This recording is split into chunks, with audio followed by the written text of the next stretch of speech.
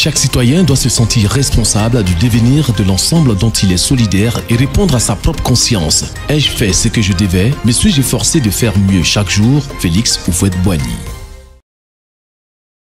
Après les deux émissions consacrées au doute et à ses implications et conséquences dans la vie personnelle et collective, comme nous l'avions annoncé, la semaine dernière, nous allons nous intéresser à quelque chose de très intéressant et de très important pour la vie de la cité et à la musique. Nous allons parler de la musique et de son rôle dans l'édification de la cité. D'ailleurs, nous l'avons fait, vous vous souvenez, pour le sport, nous l'avons fait pour la lecture et il ne manquait que la musique. Donc nous parlerons de la musique. Et comme nous le faisons dans la plupart des émissions, au début de chaque thème, nous allons définir la musique et voir un peu les noms qui lui sont associés, etc., ainsi que les expressions auxquelles le mot musique a donné naissance. Alors, qu'est-ce que la musique? Première définition. La musique, c'est l'art de combiner les sons.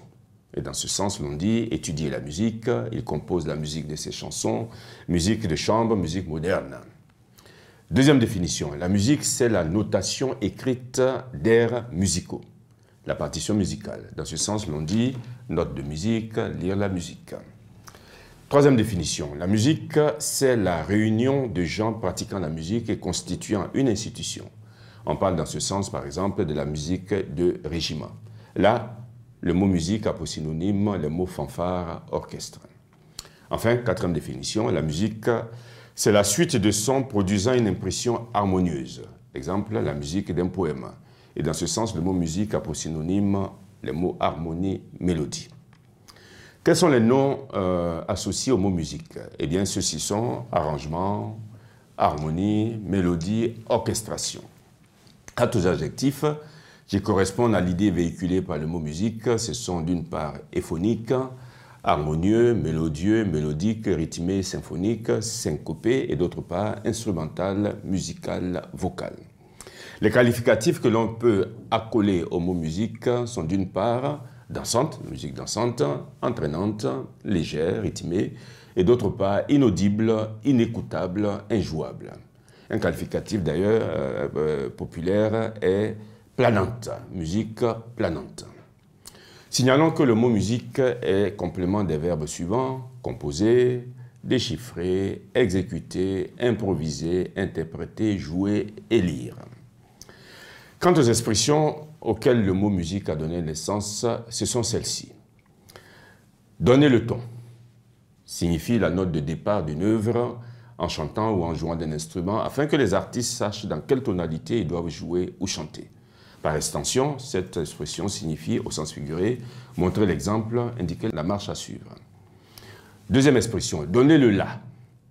Dans un orchestre, généralement, il est important que les musiciens accordent leurs instruments les uns sur les autres pour pouvoir jouer harmonieusement.